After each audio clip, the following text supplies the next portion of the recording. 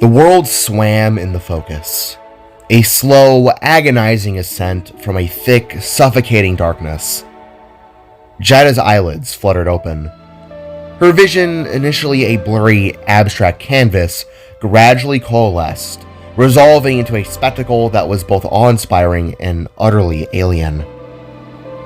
Above her, no familiar sunset bled across the sky. Instead, a swirling nebula, a cosmic tapestry of oranges and deep, pulsating greens, throbbed against the profound blackness of deep space.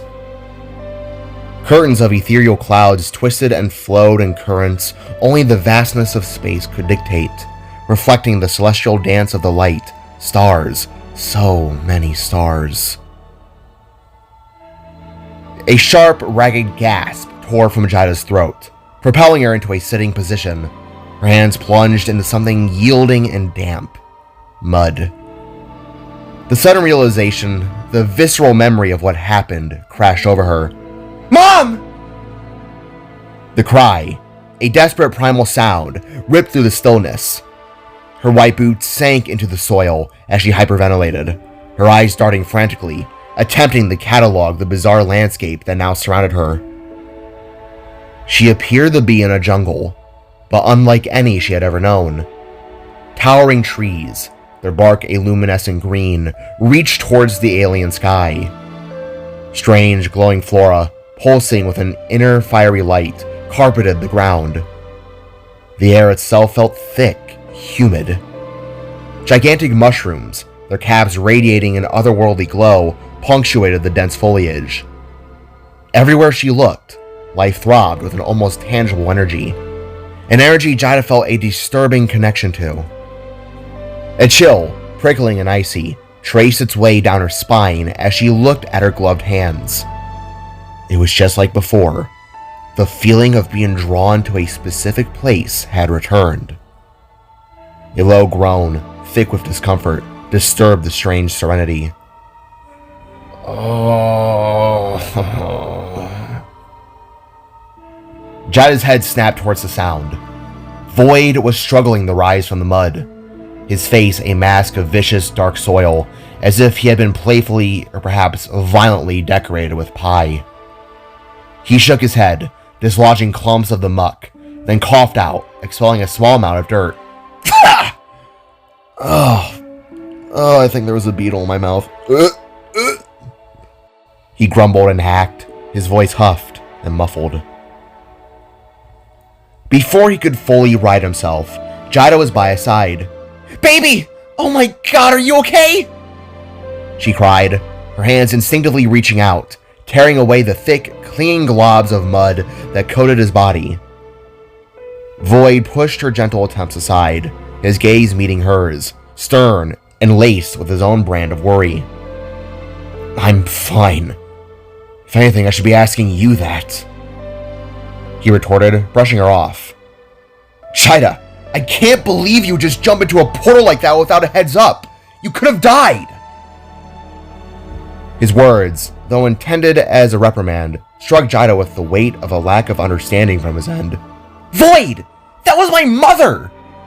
She counted, grasping his shoulders, her voice rising with a desperate urgency.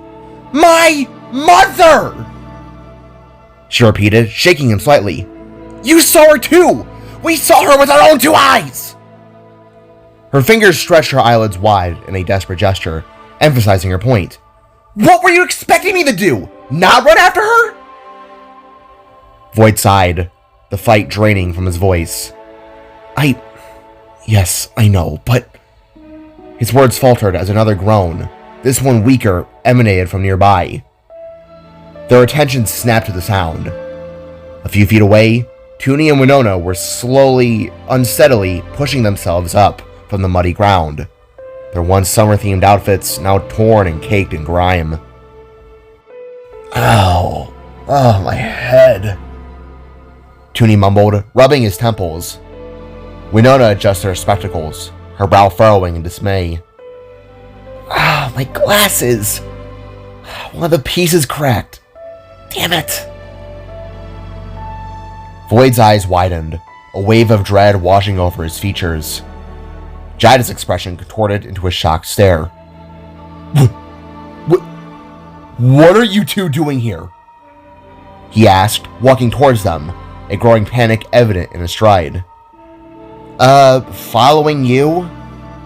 Winona replied, her voice tinged with bewilderment, as she and Toonie finally managed to stand. Yeah, we weren't going to let you two go after her by yourselves, Toonie added, his tone earnest. Voyd stared, his jaw slack, his eyes wide with disbelief. It was then that Coco and Ellie tumbled from the branches of a nearby, impossibly tall tree, landing in a heap atop one another. Almost simultaneously, Toby landed with a surprising lack of struggle, his paws finding solid ground with practiced ease, falling upright and landing atop the two girls. He offered a happy little bark, as if this chaotic arrival was merely an amusing interruption. Ugh. Hey dude, we followed too. Ellie groaned, slowly disentangling herself from the pile. Hi, Coco added. Voyd's eyes widened further, his jaw dropping. He slowly raised his hands, a gesture of utter disbelief. Before he could articulate the chaos exploding in his mind, another sound, a muffled groan punctuated by a desperate cry for help, cut through the air.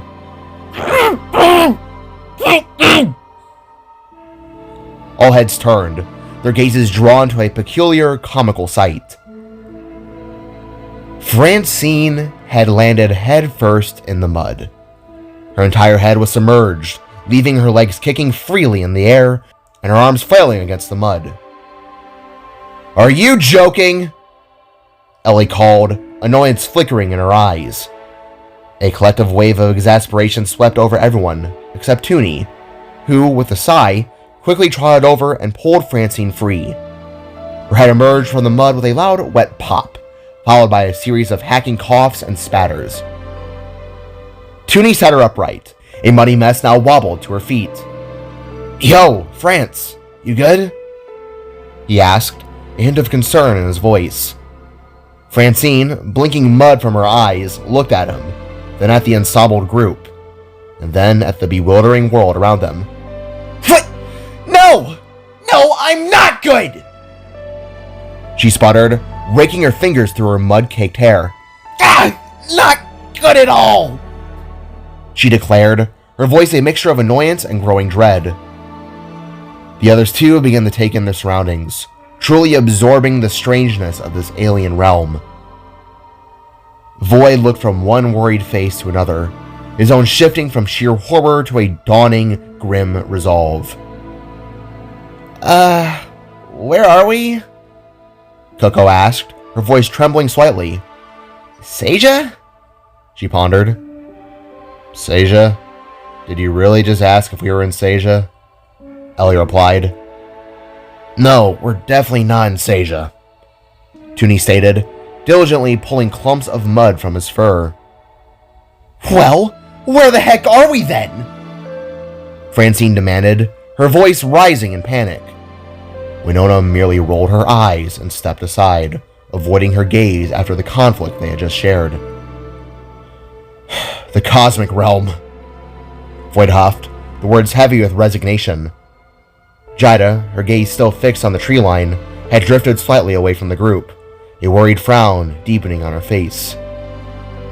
We are most certainly in the cosmic realm, Voyd repeated, his tone dry and laced with a weariness that settled deep in his bones. He looked to his companions, his gaze sweeping over their increasingly anxious faces. Wait, we're in a different realm? Winona asked, her head snapping around, her eyes wide with a mixture of alarm and dawning curiosity. Sky of stars, weird glowing plants, kind of smells like bacon, Voyd added, pinching the skin between his eyes. One of the most dangerous places to be, he proclaimed, the words a chilling pronouncement. Just then, Jaida's voice, once again filled with desperation, cut through the rising tension. Mom! She cried, her voice echoing in the dense alien foliage. Mom! Where'd you go? She took a few more steps away from the group, her focus solely on the fractured reality that had taken over her. Voyd's head whipped around. "Jaida!"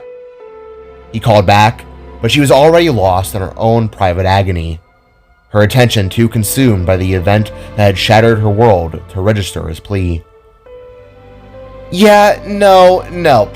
I am not cut out for this," Francine exclaimed, pointing a trembling finger at Voyd. "Open a portal right now, Nova Bum!" Voyd slowly turned to her, his eyes narrowing in frustration. "Open it!" He paused, drawing a deep, steadying breath. He then clasped his hands together in a gesture of prayer, holding them to his face. "I can't," he stated, the admission hanging in the air. The others drew closer, their faces etched with a palpable unease. "What do you mean you can't?" Francine demanded, throwing her arms out in exasperation. Voyd shook his head, the weight of his confession pressing down on him. "Lotus destroyed my portal device when me and Jaida faced him. The only way I was able to get back to your world was through Pofnu, that fox girl that took Tater Tot," he elaborated, his gaze sweeping over their increasingly worried faces, except for Ellie, who seemed rather unfazed. "Wait, didn't you use some kind of crystal to talk to her? Can't you just..." Ellie began, her voice monotone, before Voyd shot her a sharp, silencing look. "No, I gave that crystal back to her when we buried that stupid cube! I don't even have Jet on hand to..." Voyd stalled. "Bye, Matira. Oh god, you guys should not have followed us!" Voyd buried his face deep into his hands, the enormity of their predicament crushing him. "But we always stick together. What's the big deal? Why are you so worried?" Coco asked, her voice laced with a naivety that Voyd found both endearing and terrifying. "Guys!" Voyd's voice was strained, barely above a whisper. "We're stranded in the cosmic realm! One of the most dangerous places in the whole universe!" He looked at each of them, watching as the realization slowly dawned in their faces. "None of you are safe!" he stated bluntly, a cold dread creeping into his heart. All the while, Jaida continued her desperate, solitary calls for her mother, her voice a fading echo in the alien jungle. "Wait. Oh, no. Toonie muttered, his usual cheerful demeanor replaced by a stark fear. "Oh, crap!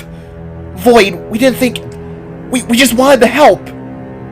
Winona stammered, a cold unease seeping into her voice, her earlier annoyance forgotten. "Well, crud. Adrenaline's one hell of a drug, I guess. So we're just, what, stuck here?" Ellie asked. Coco, meanwhile, was teetering on the edge of a full-blown panic attack. Wait, we're actually, just stuck in a She shrieked and stuttered, clutching Toby tightly as he offered a confused, yet still happy wag of his tail. "We're stranded with no way back home?" she repeated, her breathing becoming a shallow and rapid succession. Francine, her teeth gritted, ran her hands through her hair and let out a raw cry of anguish. "Oh, God damn it!" She spun around, kicking a glowing rock with furious force. Great. Just how I wanted tonight to go!" she whined, letting her arms fall limply at her sides. "Hey, you followed us! Don't act like this is somehow our fault!" Winona retorted, pointing an accusatory finger at Francine, who snapped back around, her eyes behind the current of her hair blazing. "Well, I'm sorry for feeling a bit concerned at the fact that my two friends just jumped into a literal vortex of death!" Francine shot back. Winona's eyes flared. "Friends? Since when did you start giving a damn about me and Toonie?" she demanded. "Hey, sorry that I'm just a bit worried you'd associate yourself with the freak from the stars over here. Not my fault for having some sense of worry when you're hanging out with a literal alien ninja!" Francine boasted, her words hitting Winona like a physical blow. "Freak from the... Why, you little..." Winona growled, rolling up her sleeve and advancing menacingly towards the red-headed girl. Francine met her glare with equal defiance, also beginning to roll up her own sleeve. "Whoa, whoa, whoa!" Tooney called out, stepping between Francine and Winona, his paws firmly planted. "Bubblegum, hey!" Voyd intervened, extending his arms and pulling Winona back towards him. "Let me at her! Let me go, Voyd! I won't let her talk smack to you like that anymore!" Winona said, kicking and swinging her arms. "Come at me, strawberry shortcake! You want to tussle? I'll tussle!" Francine cried, while Coco and Ellie just stared. "Cat fight!" Ellie called, while Coco just muttered. "Bases." "Mom!" Jaida called again, stepping further away. Voyd turned, huffing under his breath. "Hold her!" Voyd said, shoving Winona into Ellie's arms. "Tooney, defuse the situation!" He grumbled before going after his girlfriend. "What?" the wolf called as he struggled to keep Francine back, who was pathetically pushing against him and swinging her arms like a wild cat. Another guttural cry tore from Jaida's throat. "Mama!" Her voice, raw with anguish, was swallowed almost instantly by the oppressive, humid air of the alien jungle. Emerald vines twisted around trees that seemed to breathe, and the canopy overhead hissed with unfamiliar life. Jaida pushed deeper, her eyes wide with a frantic conviction, oblivious to the thorny undergrowth tearing at her leggings. Voyd moved with the silent speed of a predator, catching up and laying a firm hand on her shoulder. "Jaida!" Sweat trickled down his temple. He felt like a parent trying to keep everyone together and calm. "What?" Jaida snapped, wheeling on him, her fury a palpable shield against the panic threatening the consumer. Voyd seized her by both shoulders, his grip tight but not unkind, forcing her to meet his gaze. "Baby, please just..." He paused, his breath catching, the words tangled in his throat. He had to be clear. "Jaida, we have a serious issue." Her eyes, blazing like supernovas, locked with his. "Yeah, we do! My mom is somehow out there and she's being freaking controlled or something like that! We gotta..." Voyd gave her a gentle shake, his voice rising despite himself. "I understand that, but..." He saw her flinch, heard the sharp intake of her breath, and instantly lowered his tone, the urgency softening to a desperate plea. I know, but we have another problem." His gaze flickered past her to where their friends huddled. "Jaida, we're stranded here without a way home, and our friends are stuck with us." The weight of his words seemed to ground her, pulling her back from her emotional storm. Her frantic energy slowly bled away, replaced by a dawning, terrible understanding. "Listen, I want to get to the bottom of that mystery as much as you do. Believe me, I do." Voyd continued, his voice now a low, insistent rumble. "But we have to find a way back first. They don't have powers. We know how the cosmic realm works, Jaida. They won't last long out here. All it would take is one Nebula Leviathan, one moment of carelessness, and they're gone forever." Jaida's brow furrowed, her gaze drifting from Voyd's intense stare to some point unseen beside his head. I know. Sorry, it's just..." Her voice dissolved into a choked whisper. Voyd leaned his head forward gently against hers, a silent anchor in her tempest. I know. I can only imagine what's going through your head right now. But we gotta find a way back first. Get home, get them safe, then figure out a plan for your mom. Jaida nuzzled into his touch, like a fragile bird seeking shelter. Just try to look. I already lost one family. Voyd's voice cracked, barely audible. I can't lose another. She met his eyes again, and the raw emotion flaring there mirrored the deep, unsettling blue that now burned in Voyd's own gaze. A scared blue, shimmering with concern and unspoken fear for her and for all of them. You're right. Yeah, Jaida stuttered, struggling to articulate the profound grief that had brought her to this wild, desperate place. Voyd, that was my mom. She's been dead for a long time. A small, broken whimper escaped her lips. Voyd's free hand rose to the back of her head, his fingers gently stroking her hair. I know. We'll get to the bottom of this. I promise you, we will. He affirmed his vow, then drew back slightly, his eyes sweeping across their anxious companions once more. But we have to find a way back home. He took her hand, his fingers intertwining with hers. Jaida nodded, a sharp, decisive movement, and together, they reapproached the group. They drew near. Both Jaida and Voyd paused, their eyes widening slightly. Winona, who had been on the verge of a crash-out moments before, now appeared remarkably calm, though her eyes were still wary. Toonie, however, was a sight to behold. He carried a tired and utterly unamused Francine under one arm, her body dangling like a discarded outfit or duffel bag, or perhaps a cat draped over a sideways pole, her limbs limp and resigned, her head tilted up with an unamused stare behind her bangs. Are we settled? Voyd asked, his voice steady, though Toonie merely glared back, his expression a masterpiece of unamused defiance. Yep, we're all good, Ellie chirped, offering a small, forced smile and an enthusiastic thumbs up, even as she patted Coco's head. Voyd's face, which had held empathetic softness for Jaida, hardened to a mask of stern resolve.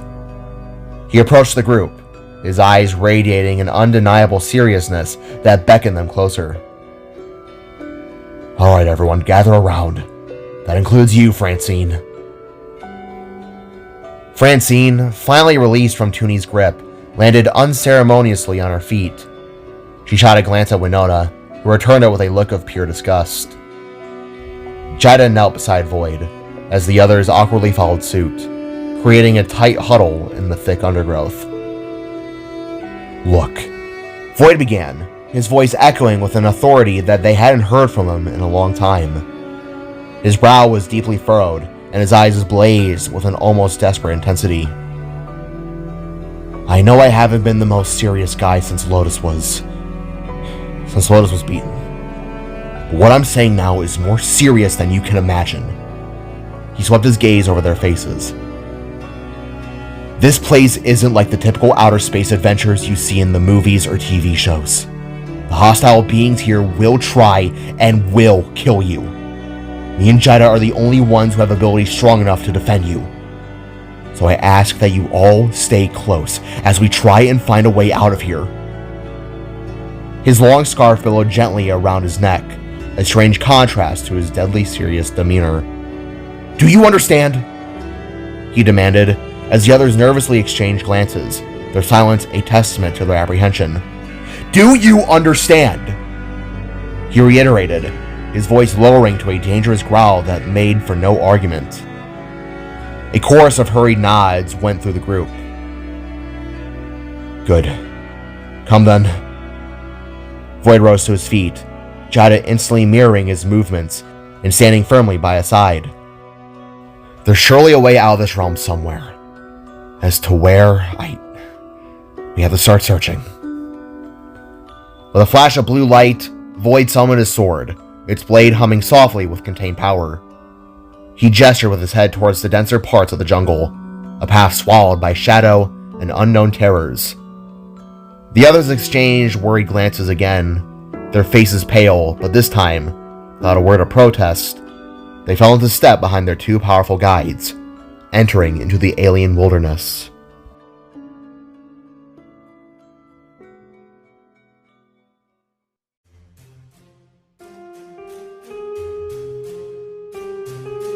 The air in the alien jungle hung thick and heavy, a damp blanket woven from the scent of unknown blossoms and the primal musk of unseen creatures. Voyd and Jaida led the group on. Behind them, Toonie and Winona trailed, their footsteps a soft echo against the damp soil. Winona's Polaroid camera caught fleeting glimpses of the surreal landscape. Each developing photograph was carefully placed into her worn notebook, accompanied by a flurry of handwritten observations. Coco and Ellie walked shoulder to shoulder, physically contrasting one another. Coco, with her perpetually anxious demeanor, found a steadying presence in Ellie's companionship. Toby trotted happily between them, oblivious to the underlying tension. Francine, however, was a storm of discontent.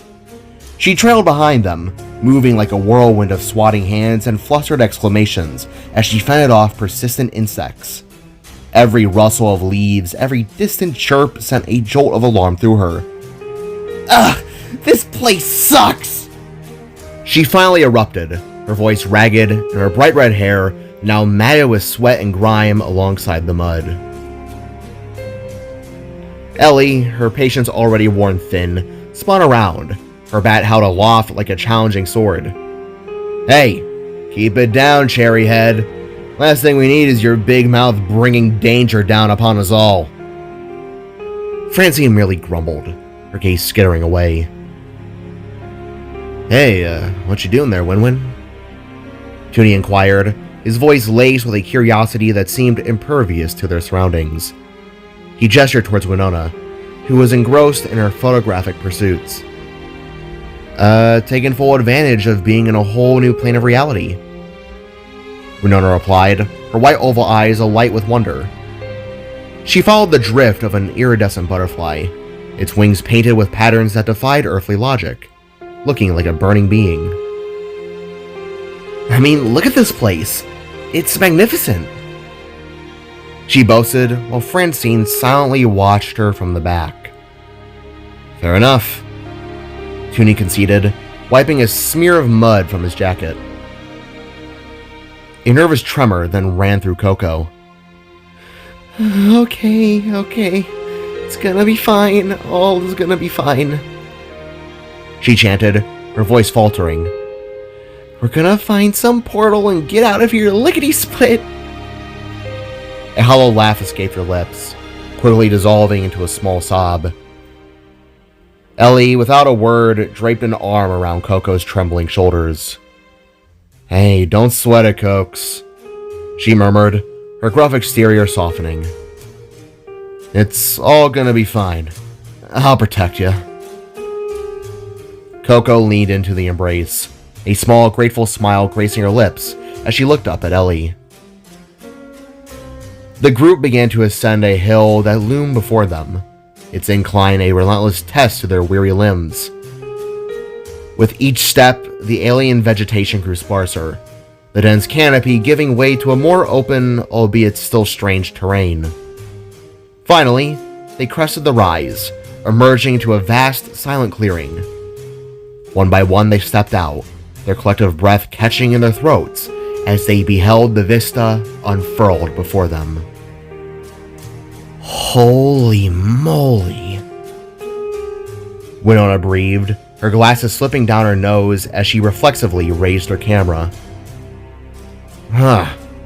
Well, you don't see that every day, Toonie exclaimed, his voice a mixture of awe and exhilaration. Before them, the land sloped dramatically down to a shoreline. The water that met it possessed an uncanny resemblance to the space-like expanses Voyd and Jaida had traversed not so long ago with Inkblot. But this was no empty darkness. The body of water pulsed with an ethereal, teal luminescence, casting an otherworldly glow that painted the landscape in shades of jade and cyan. It stretched out towards a distant gargantuan island, a colossal landmass dominated by jagged forest-clad and jungle-littered mountains. The hues of the island mirrored the water, vibrant teals, deep blues, and flashes of fiery orange. Even from this distance, faint hints of civilization were discernible. Squinting, they could make out the shimmering outlines of cities and towns, structures crafted from a material that seemed to be a glistening fusion of gold and wood. The image was clear, life, people, perhaps salvation. Jaida's eyes, along with Ellie's and Tooney's, pulsed with the same internal light. Once again, like before, Jaida felt drawn to the energy. She then furrowed her brow, her gaze now fixed on something large nestled on the black sand of the shoreline. It was a ship. "Look!" she cried, pointing. "There's a ship of some kind. Maybe if we find a docking area, we could get help. Maybe we could even find Inkblot. He'd know what to do." A nervous smile played on her lips. Voyd gave a curt nod, his own gaze fixed on the vessel. "Inkblot? What the heck are you talking about?" Francine demanded, crossing her arms and putting herself at a distance from the others. "Apparently, they're a big pirate squid dude that met them on their journey to stop Lotus," Coco explained, her voice brimming with enthusiasm. "As a gal who studies marine biology, I wouldn't mind meeting such a fellow." Francine winced. "Do you ever stop talking about fish?" she asked. "Do you ever shut up?" Ellie retorted, her voice sharp. Voyd rolled his eyes. "Guys," he interjected, his voice firm and steady, cutting through the rising tide of bickering. "The last thing we need right now is more complaining. I know we have our problems, but..." He glanced at Francine. "But if we're gonna get out of here alive, we gotta work together. Understood?" He then took Jaida's hand, gesturing over the steep ledge that separated them from the shore. "Let's roll." With that, they began to descend, their legs sliding on the loose soil.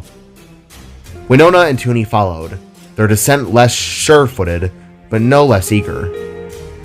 Francine stood at the edge. "Are you kidding me? This looks like a 20-foot drop!"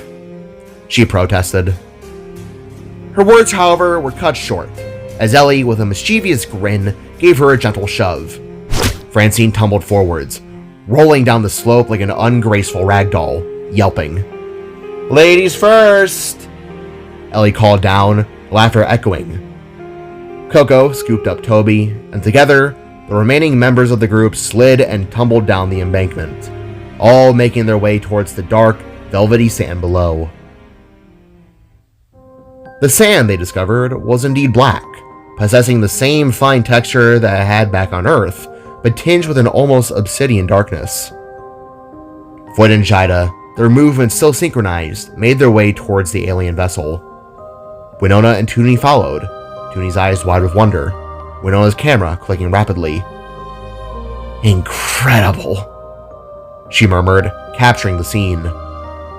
Francine landed sharply with a thud, face first into the gritty expanse. She pushed herself upright, spitting out a mouthful of sand and small pebbles. "Real funny, Cyclops," she gruffed, glaring at Ellie, who landed moments later, laughing. "Ha ha ha." "Look at this thing, Blue," Jaida observed, her gaze sweeping over the vessel. "Looks like she's been out of operation for a while." The ship was a mix between that of a pirate's vessel and somewhat of a steamboat. It appeared to be a relic, a patchwork of weathered wood, tarnished gold, and corroded metal. Barnacles clung to its hull like ancient scars, being almost like a testament to its long dormancy. Massive propeller wheels sat at the back, broken and shattered. "Looks like it was used as a passenger ship given her size," Winona mused, running a hand over the rough texture of the hull.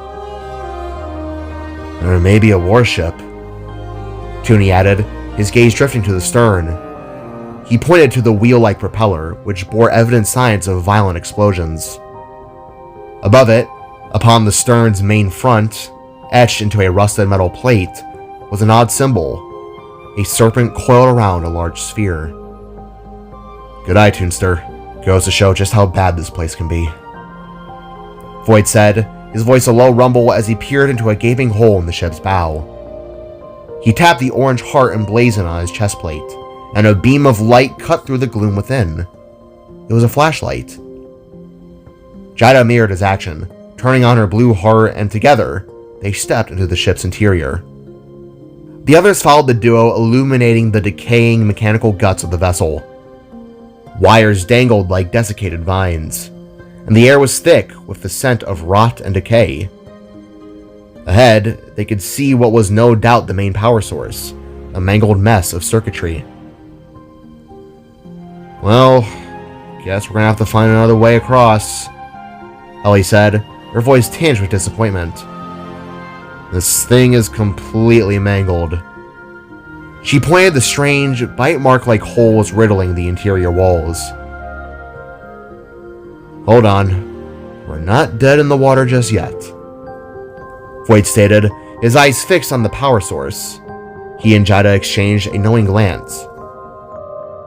They reached out, their hands hovering over the damaged mechanism. A soft, purple glow bloomed between their palms, the ethereal light of their soulbind igniting.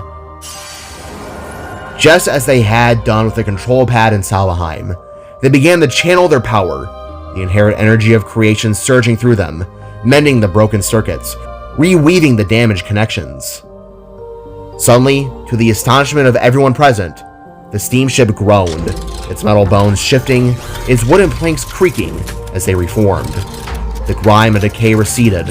The vessel slowly began to rise, pushing itself free from the sandy embrace of the shore. The friends stumbled as the ship shuddered to life. Sails unfurled with a snap, engines sputtered, and hatches above them cracked open, revealing a balcony to the upper deck. "What the hell?" Francine shrieked, her eyes wide with disbelief behind her bangs. "How are you doing that?" The other simply smiled. "We call that the soul bond, my friend," Toonie declared with a triumphant grin. The wheel-like propellers began to churn, pushing the revitalized ship into the teal water. "Soulbind, Toonie," Winona corrected gently, her own smile reflecting the ship's newfound luminescence. Voyd and Jaida released their hold on the power source, the purple glow fading, but the ship's internal lights now blazed with a vibrant hue of lavender. They looked at each other, a shared sense of accomplishment passing between them, while Francine sat with her jaw slack. "Did you forget how they stopped Lotus?" Coco asked, her voice a hushed whisper as they began to ascend towards the deck. "No, I, along with the entire city, were freaking flashbanged," Francine retorted, scrambling after them. "How are you flashbanged when you've got a constant flow of hair covering your peepers?" Ellie quipped as they all emerged onto the ship's deck. You know what? No one talk to me for the remainder of time we're stuck in this godforsaken place," Francine declared, throwing her arms up in an exaggerated gesture of defeat before stomping to sit on a bench at the ship's railing. Winona rolled her eyes. "I can't believe she's stuck with us," she huffed. The group took in their surroundings once more. The sails billowed in the alien breeze, the engine roared to life, and with a final powerful surge, the steamship glided onto the open water. Hey, look! Captain's deck!" Toonie exclaimed moments later, pointing to a large cabin near the stern. 2 flights of stairs led to a spacious room, dominated by a massive open window that overlooked the bow. The steering wheel sat expectantly in the center. With a wicked grin, Toonie bounded up the stairs and seized the wooden wheel. Winona, seeing this, pushed aside her anger and giggled at his theatrical pose. "Nice! Just keep it straight, bro," Voyd called out, his gaze sweeping across the horizon. "We'll make a beeline for that large island ahead." He turned, looking out over the shimmering sea. Jaida beside him, her own gaze distant, her thoughts still fixed on the elusive possibility of finding her mother and figuring out what was going on.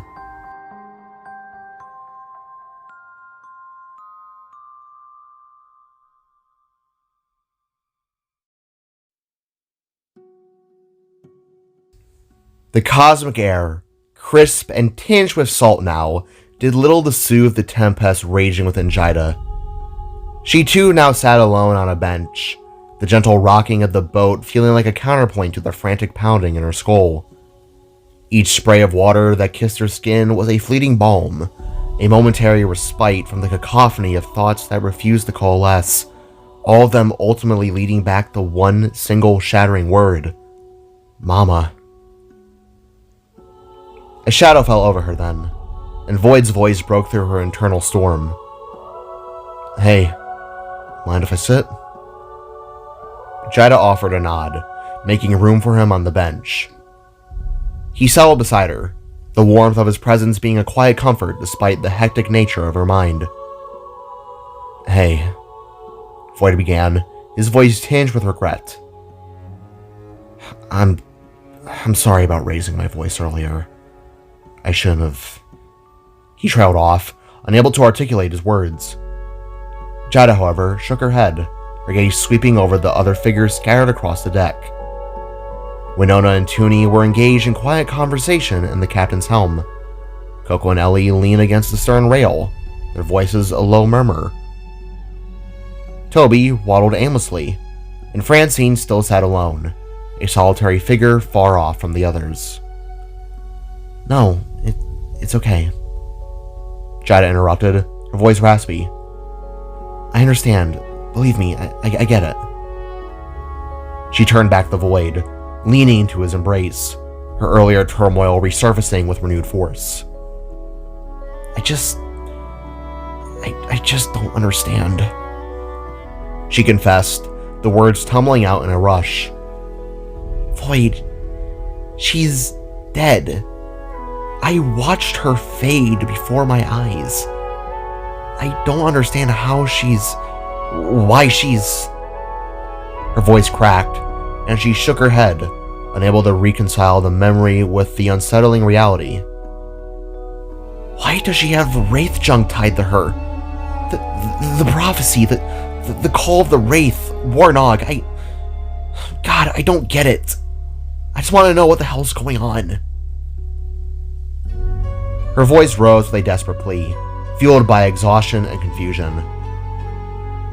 Voyd gently stroked her hair, his touch a steadying anchor.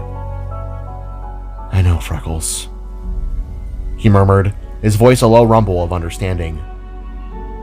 Trust me, I'm just as baffled. If I saw my dead mom in such a way, I'd probably do the same thing. He met her gaze, his own reflecting a shared bewilderment. I promise you, he vowed, his voice firm. We will get to the bottom of this mystery. Jaida offered a small, grateful nod. For a fleeting moment, their lips met in a soft, comforting kiss.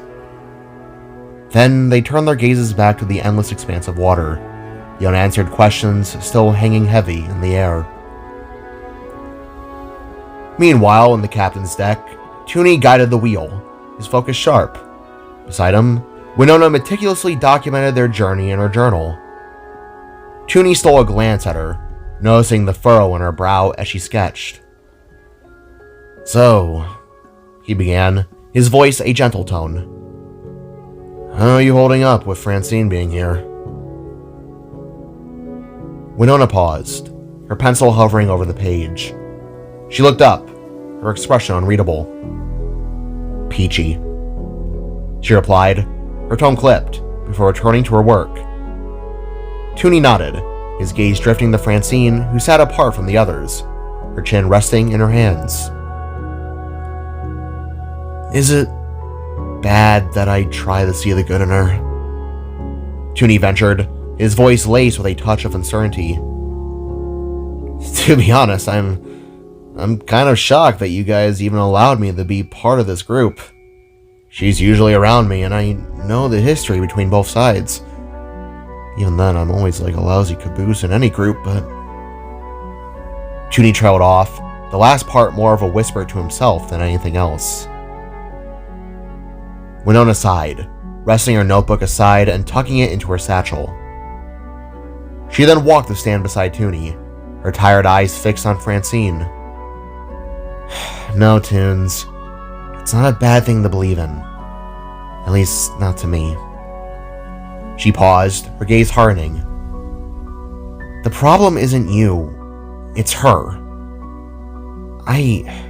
We know there's good in her. Or at least I thought there was. I don't know anymore, frankly. She reached into her pocket and pulled out the heart locket, her fingers tracing its intricate design. I'm not really sure if I care anymore. She's burned me too many times at this point. I want to finally move on, like, for good. She slipped the locket back into her pocket. We're halfway through high school, and we have better and healthier relationships now. If Francine wants to continue acting like a bratty child, then I won't bother. Not anymore. She adjusted her broken glasses, her gaze drifting away from Francine. A gentle smile touched Toonie's lips. Well, Win-Win, he said, his voice warm. I can't really say that's the outcome I hoped for, but I'm happy to see that you're going to attempt to actually move on from her. It's been awful seeing you so hurt. Winona nodded, her expression softening. I try my best. It hasn't been easy since Mom died in the incident. Dad's been great for me, but it's really around you guys where I truly feel good. Getting out of the house, doing stupid pranks with Voyd, shopping with the girls. It really puts into perspective that there's more to my life than... She faltered, her gaze drifting back to Francine. A fleeting shadow crossed her face. What is it? I know that look. Toonie prompted gently.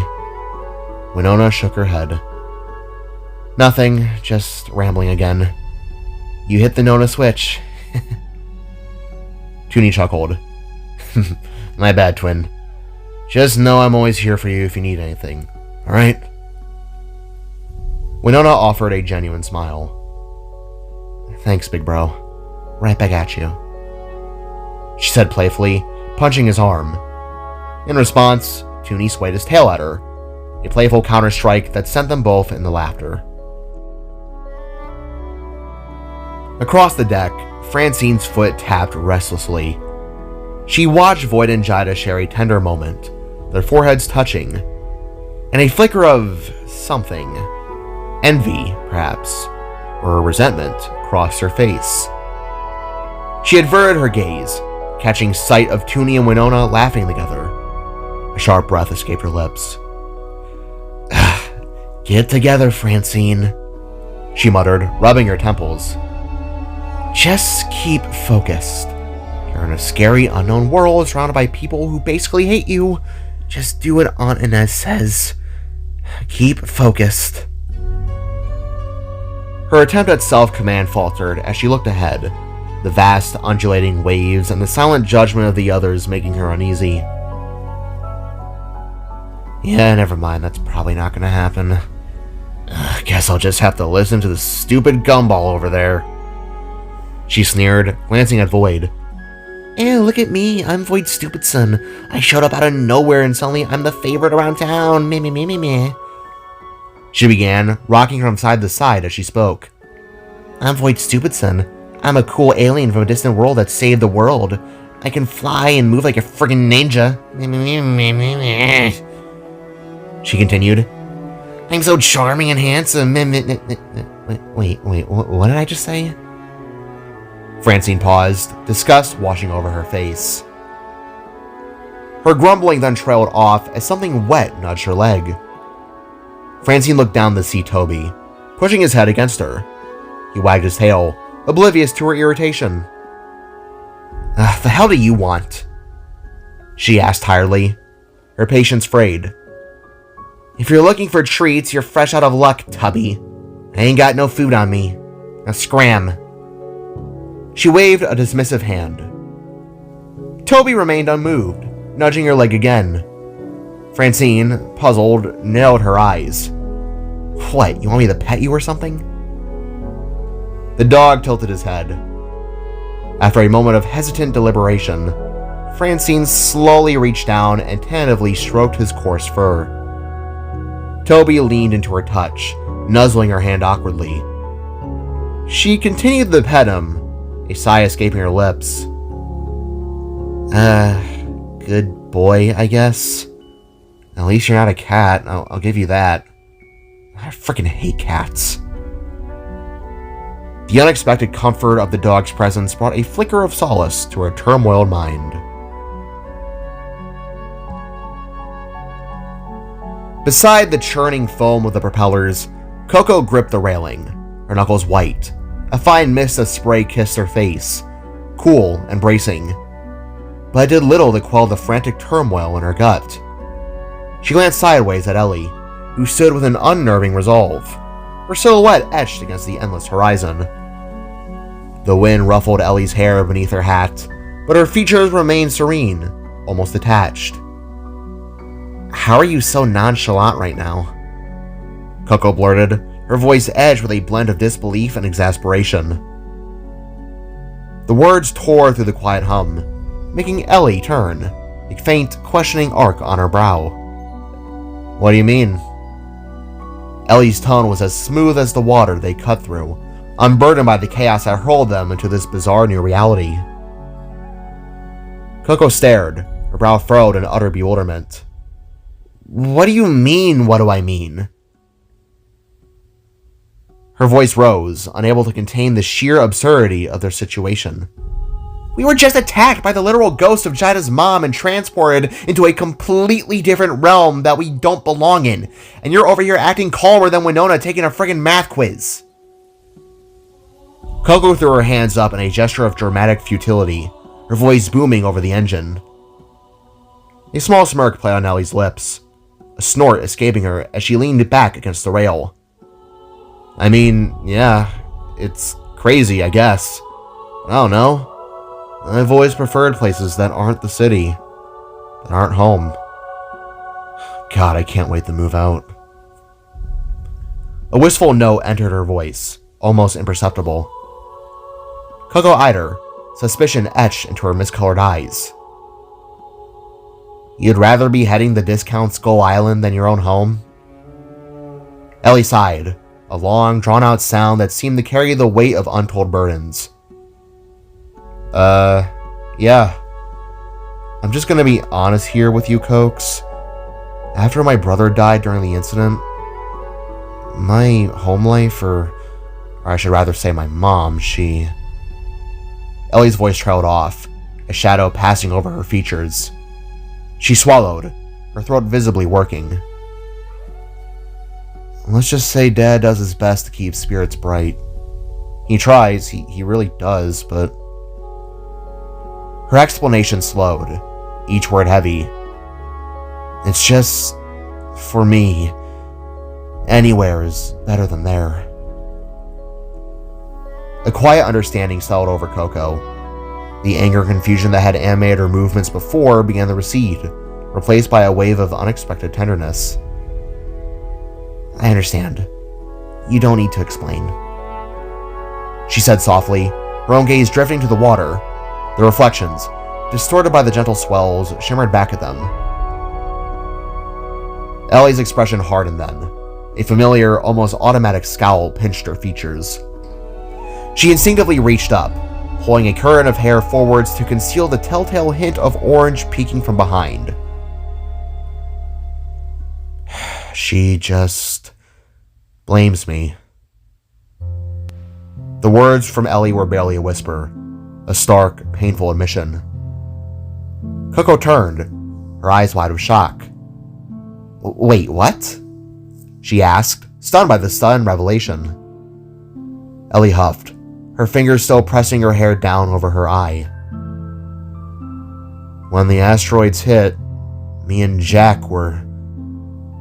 She stalled upon the name, a visible tremor passing through her. She shook. She took a ragged breath. "I tried to save him. I was the only one who could reach him where we were, but..." Slowly, deliberately, Ellie turned back to Coco, her hand moving to sweep the hair aside. There, stark against the pale blue skin of her face, was her left eye, a luminous, unsettling orb of glowing energy. The fire got too heavy. It got into my eye, and I just couldn't save him in time. The pain was too much for me to continue on to where he was at, and because of that, my mom, she if she blames me for some reason, even though I couldn't... Coco's heart ached. She reached out, her hand hovering uncertainly before gently resting it on Ellie's arm. Oh, Ellie, I had no idea. Her gaze met Ellie's, a sudden, piercing clarity dawning in her mind. Wait, is that why you're so protective around us? Do you... Coco stopped, catching herself as Ellie looked away, taking another shaky breath. Oh, sorry, Coco stammered, embarrassed to have pushed so far. But Ellie, with a swift, practiced motion, crossed her arms behind her head. Her trusty bat, usually a firm presence, now dangled loosely from her hand. The movement of her arms once again concealing her eye. Nah, it's okay, dork. It's a valid assumption. Sometimes I let the curtains drop, but I assure you that I'm fine, she said, lowering her hands. I'm fine. Her voice was back to its usual bravado, a faint, bitter echo from her earlier composure. Coco's shoulders slumped, unconvinced. She reached out again, more purposefully this time, taking Ellie's hand in hers. Ellie's head snapped back to Coco, a faint blush creeping on her cheeks at the unexpected intimacy. Coco's expression was dead serious, a rarity for her, and it lent her words an unusual weight. I'm always here for you if you need anything. You know that, right? Ellie offered a gentle, almost hesitant smile, her gaze flickering to the side. You don't always have to hide behind your smiles and tough girl demeanor, Coco continued, her grip firm and reassuring. I'm serious.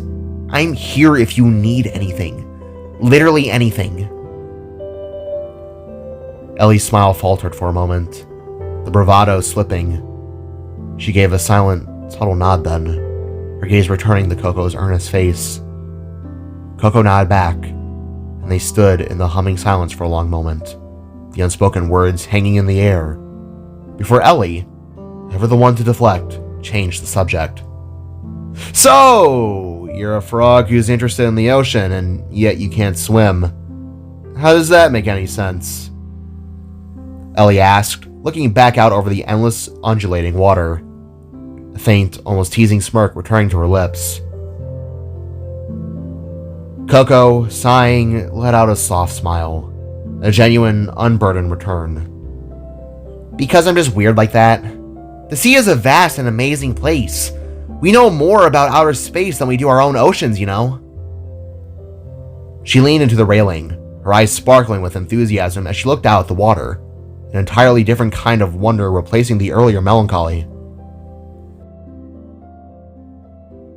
Dude, there are literally underwater cities on Earth. How does that make sense? Ellie challenged, amused. Those cities are concealed in domes, Coco explained, her passion bubbling up. We humans can't withstand the pressure underwater. We'd, explode if we tried to go there without proper gear. I'm purely fascinated by the aspect of the unknown. To be fair, what I'm seeing now is definitely much grander in scale, but just think about what's below us on our own world, Coco insisted, shaking Ellie's arms ecstatically, her earlier distress completely forgotten in the face of her intellectual curiosity. Ellie smirked. So long as it isn't a sleeping colossal, I'm fine with it. Coco rolled her eyes with an exaggerated sigh. Colossals are completely different things. Ellie tilted her head, enjoying the banter. Aren't half of them asleep in the ocean, though? She pressed. Coco sighed, her argument deflating. Okay, yeah, but... Her voice trailed off, her eyes fixed on something in the water. She was still speaking, but her words slowed, her brow furrowing in confusion. They're just... big... sleeping... What the... Coco stalled, her breath catching. What's up? Ellie asked, her calm demeanor beginning to crack. She followed Coco's gaze, her eyes narrowing, then widening. Her own expression shifted from playful curiosity to a bewildered stare, as both she and Coco gazed upon something approaching them from the water. Fins, they realized. 4 of them, massive and utterly silent, slicing through the teal light of the waves. Each fin was saturated with a color impossible in normal marine life. One a pulsating teal green, another an unsettling feverish orange, the third a brutal deep red, and the final one a stark crystalline blue. Their scale was terrifying, were easily the height of a grown human. Coco and Ellie took simultaneous, stumbling steps backwards towards the main deck, their breath catching in their throats. Guys? Ellie's voice tore through the quiet air, a high-pitched alarm bell that instantly drew the attention of the rest of the crew. Voyd and Jaida snapped their heads up. Junie and Winona emerged from the captain's quarters. Even Francine paused.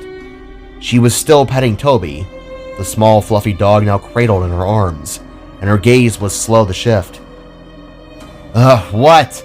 I told you not to talk to me, Francine began, her voice dripping with annoyance, but then completely died as the red fin had just glided past her side of the boat, unnervingly close, its passage leaving a miniature wave that splashed against the hull. Francine gasped, a sharp, ragged sound, clutching Toby so hard that the creature let out a squeak. Francine stumbled backwards, her arrogance momentarily evaporating, joining the cluster of wide-eyed kids now huddled together in the center of the deck. Whoa! Winona breathed, the simple syllable capturing the collective awe and fear. The 4 colored fins began to circle the ship, their movements synchronized, deliberate. They were huge, truly enormous. The sheer visual weight of the triangular shapes suggested a body mass far greater than any shark known from their homeworld.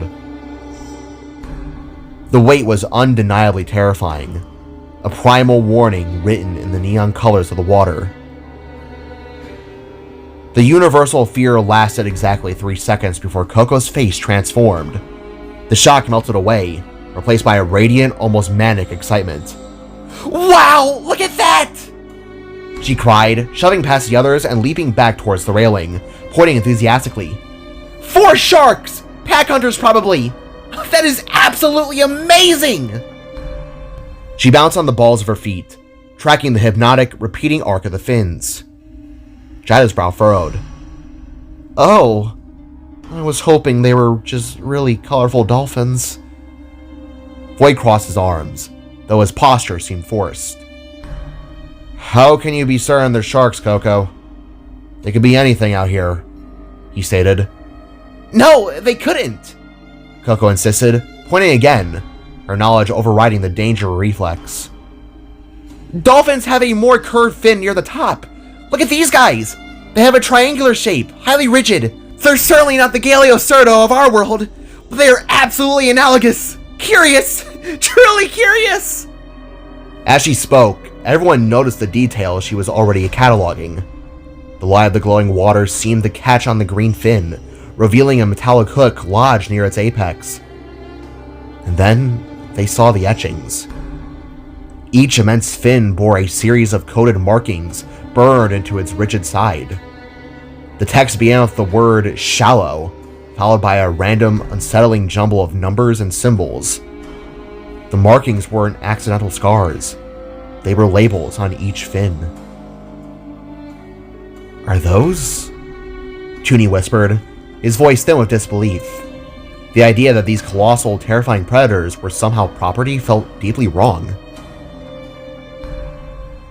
Francine tossed her head, attempting to restore her dignity. I don't care. Whatever they are, they can't get us up here. They think they can eat us by swimming around? Ha! Idiots! She boasted. It's called an intimidation display. Animals that hunt in packs gain an advantage by this as it tends to confuse their prey. They do this before... Coco stalled. Before... striking, she said, taking a cautious step away from the rail. Ellie's face went pale then, a flash of when they found the ship not too long ago. She remembered the damage, the grotesque missing chunks of the hull plating. She remembered the enormous torn indentations, the bite mark holes. She looked back down at the four-colored fins. The synchronized circle was breaking down. They weren't just swimming now. They were accelerating. The colored water around them began to froth, and the wake they created was sharper, more aggressive. She then spoke the only word she could muster in that moment. "Oh, sugar honey iced tea." The ocean's surface erupted in a geyser of foam and spray, and from its chaotic heart, the monstrous teal shark exploded into the air behind the group. Time seemed to stretch, thin and fragile, as every head whipped around in stunned disbelief to behold the airborne leviathan. It was undeniably a great white in its fearsome silhouette, yet its skin was a canvas of primal power, bright green adorned with dark, jagged tiger stripes along its back, contrasting sharply with a pristine white underbelly. A burning teal light burned in its left eye. However, its right eye was concealed by a worn leather eye patch, and in place of its left fin, a gleaming, sinister hook glinted. A collective, baffled shock rippled through the onlookers. This was no mere beast of the deep. It was a pirate! The massive creature snarled, a guttural sound that seemed to tear at the very air as it began its descent. Its cavernous maw, lined with a terrifying array of regular, razor-sharp teeth interspersed with glinting gold, opened wide, arcing directly towards Tooney. But before the beast could fully consume him, Voyd moved. With a powerful, almost instantaneous leap, he summoned his sword, its blade materializing in a flash of brilliant blue light, and swung. A shimmering arc of pure energy sliced through the air, striking the descending shark with a concussive force. The beast was blown back, landing on the deck of the steamboat with a jarring flop and an uncontrolled roll, before miraculously righting itself, balancing precariously on its tail fin. From its remaining pectoral fin, it manifested a cosmic blade, teal light pulsing along its edge, and snapped its jaws in a display of raw, unbridled threat. "There's the chosen one, boys!" The shark captain roared, its voice surprisingly deep and gravelly. "Destroy the ship and her crew!" As if on cue, the sea around the steamboat shattered into a storm of tooth and fin. The second shark, a formidable red hammerhead with eyes burning an ominous orange, slammed its brutal head against the port side, attempting to bite into the hull and clamber aboard. Then, a grotesque blue goblin shark, its extendable jaws slowly unhinging, emerged from the depths, its eyes glowing with predatory hunger as it too tried to pull itself onto the deck. Finally, a colossal orange basking shark, surprisingly agile for its immense girth, began to ram the vessel from all sides, its sheer mass threatening to tear the boat apart. Pirates. They were all pirates. It was a horrifying realization. "Stay away from the edges!" Voyd bellowed, even as he found himself already locked in a desperate sword battle with the captain, the green great white. Jaida, her own weapon drawn, surged forward to assist, but a sudden, violent impact threw her aside, along with the others. The three attacking sharks coordinated their assault, rounded about and slammed into the boat's side in terrifying unison, rocking it hard towards the left. "Oh my god!" Winona shrieked, her voice thick with terror as the vessel tilted precariously onto its side. Voyd, reacting instinctively, slashed his blade into the deck, embedding it to maintain his balance. Jaida, recovering quickly, grabbed hold of a nearby bench, pulling Tooney close.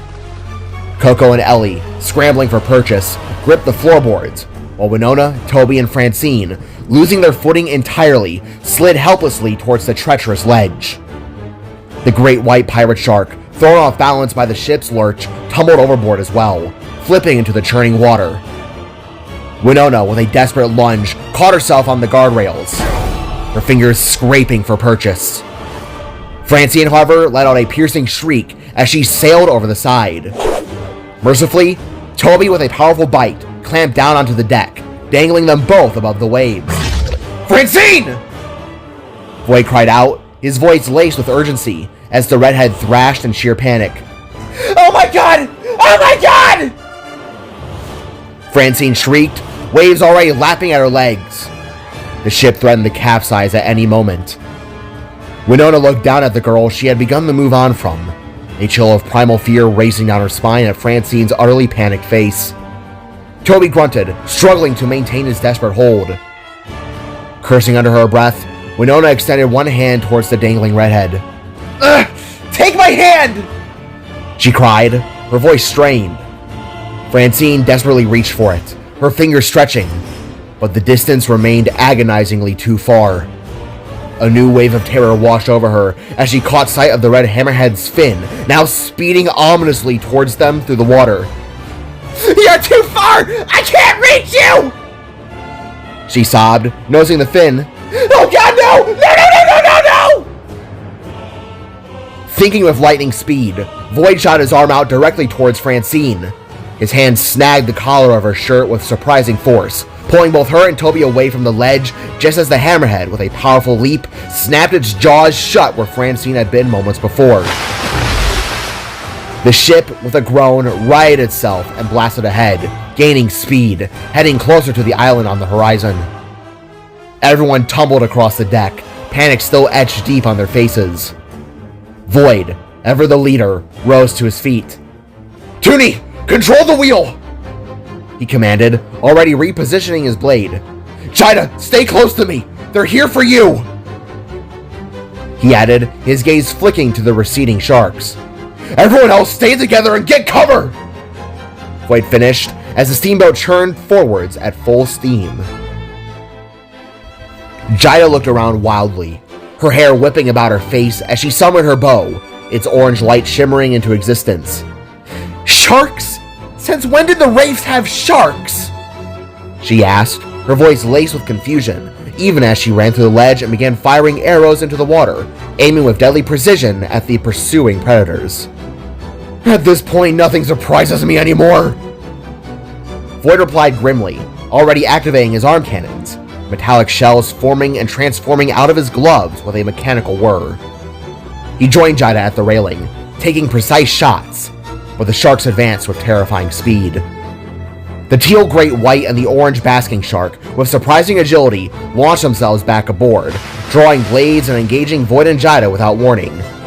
Simultaneously, the blue goblin and red hammerhead sharks leapt onto the stern, just as the rest of the group scrambled for the relative safety of the captain's deck.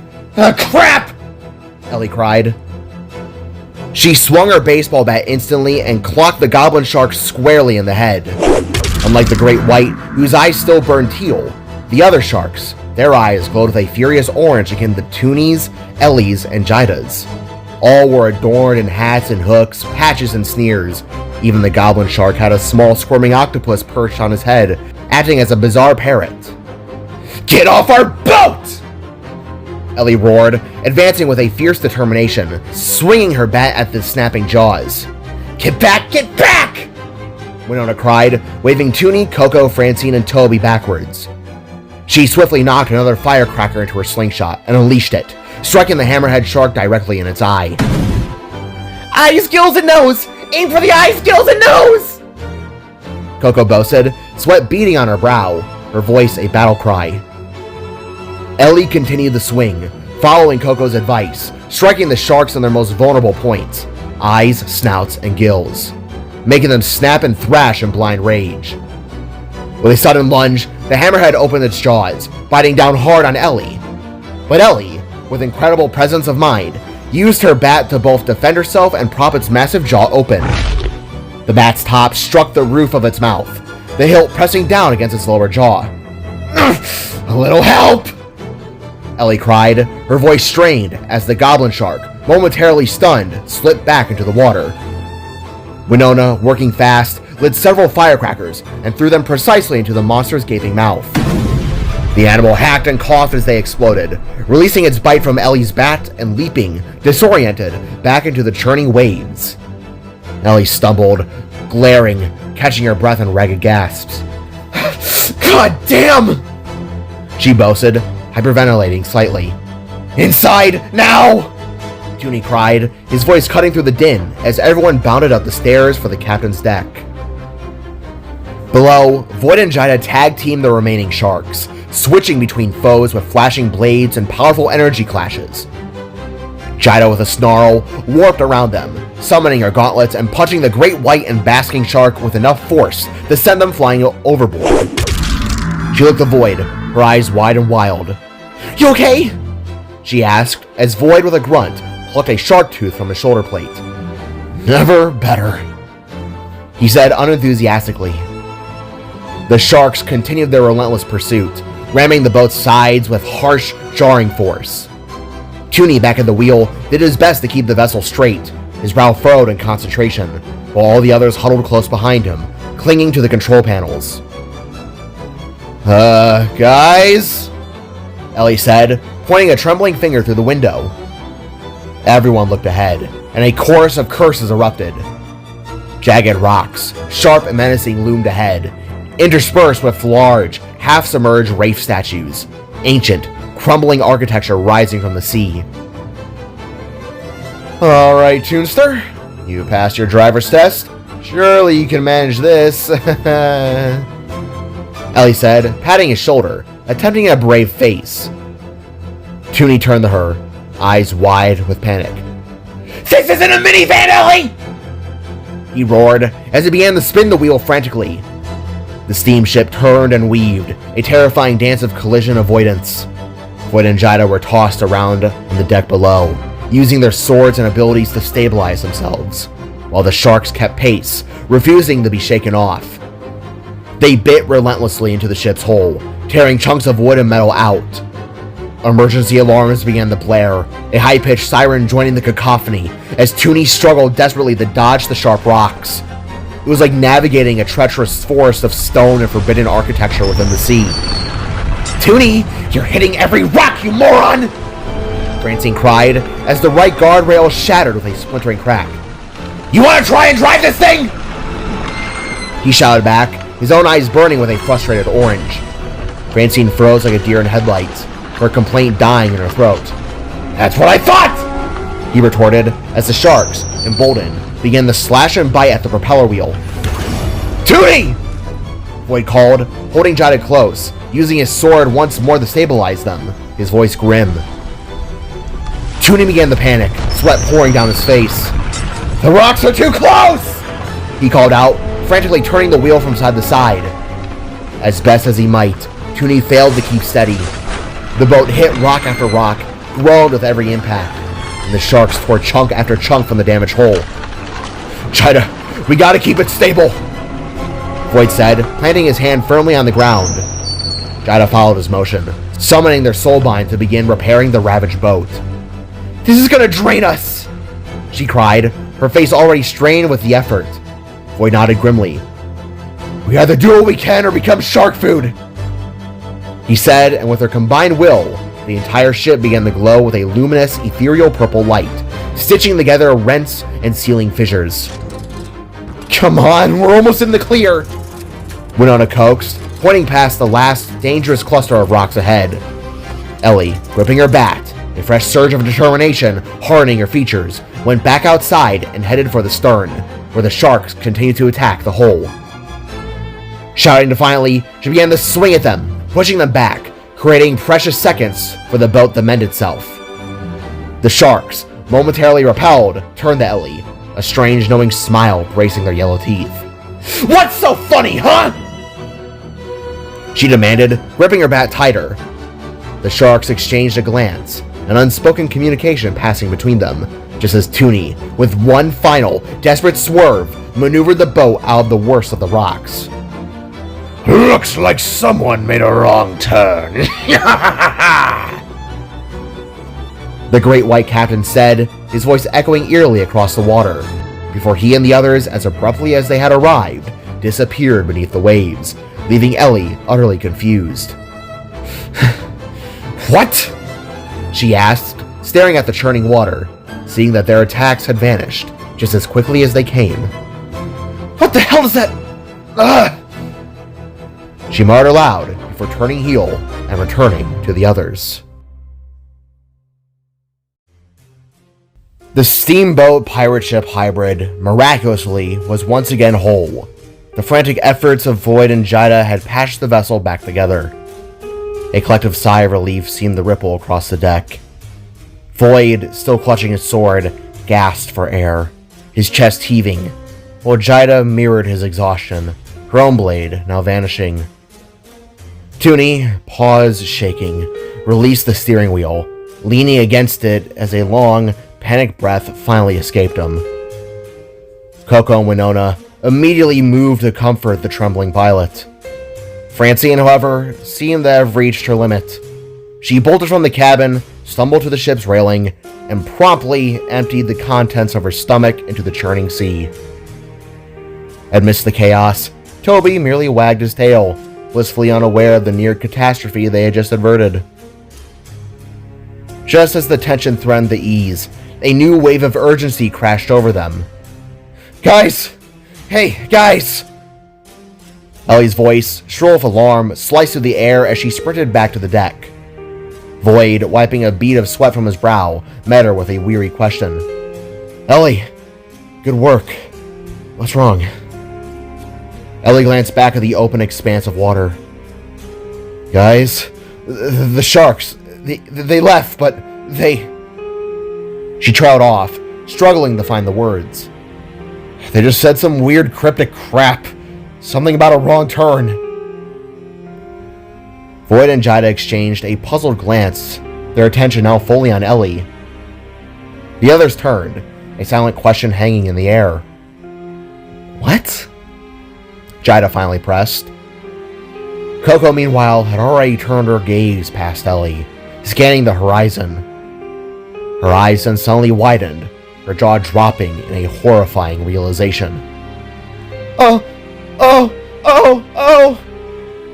She sputtered, a trembling finger lifting the point into the distance.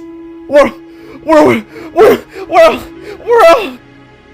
She stammered, her voice catching in her throat, finally pulling everyone's attention. "Cokes?" Ellie asked, her brow furrowed with concern, as the entire crew followed Coco's shaky gesture. Their own eyes widened in unison, and a collective guttural curse rippled through the air. "Oh, come on!" Jaida groaned. There, several yards ahead, nestled amidst a treacherous labyrinth of scattered rocks and ancient weather-beaten statues, stretched a network of colossal whirlpools. They ringed the mysterious island like an impenetrable churning moat, each vortex marked by an imposing wraith statue of holy design, their silent, stone faces seeming to perpetually guard anything from getting in, or perhaps to prevent anything from getting out. Are those whirlpools?" Francine shrieked, her eyes bulging beneath a current of damp red hair. Voyd quickly rolled around, his previous exhaustion replaced by a fresh panic. "Toonie!" he roared. Toonie, his hyperventilation returning with a vengeance, scrambled back to the steering wheel, his frame trembling. With a sharp, desperate spin, he tried to wrench the vessel around, but it was too late. The insidious current had already snagged them, its unseen tendrils pulling them forwards.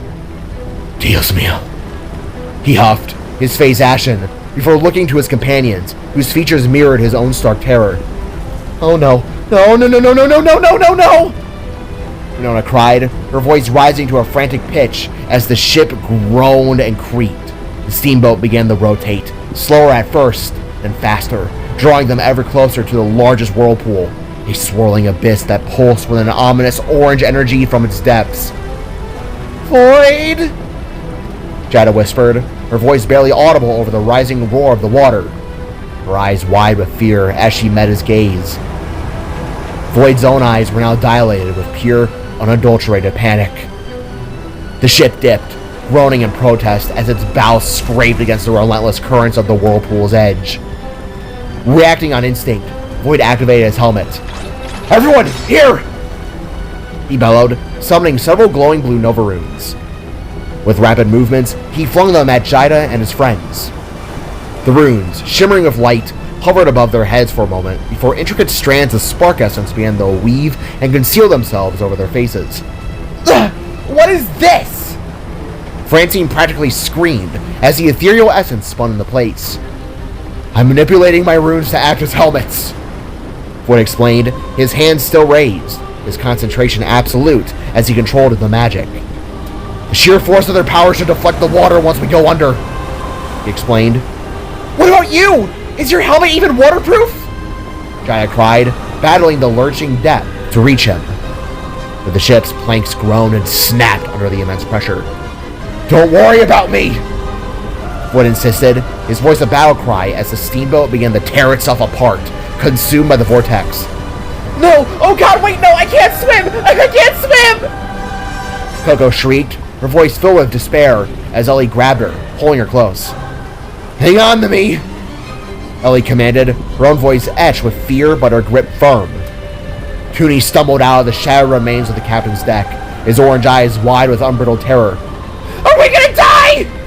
Francine wailed. Voyd shook his head, a grim determination setting his jaw. Not on my watch, he declared as the ship began its final irreversible plunge. Everyone grab each other's hands! Hold tight! He seized Jaida's hand tightly in one of his, and Ellie's in the other. Coco, her eyes squeezed shut, clung to Winona, who in turn clutched Tooney. Tooney, despite the panic, managed to scoop up Toby, holding the oblivious dog protectively. Francine, letting out a stream of curses, latched onto Tooney's free arm just as the steamboat, with a violent spine-shattering display of splintering wood and twisted metal, disintegrated beneath the water, throwing everyone into the abyss.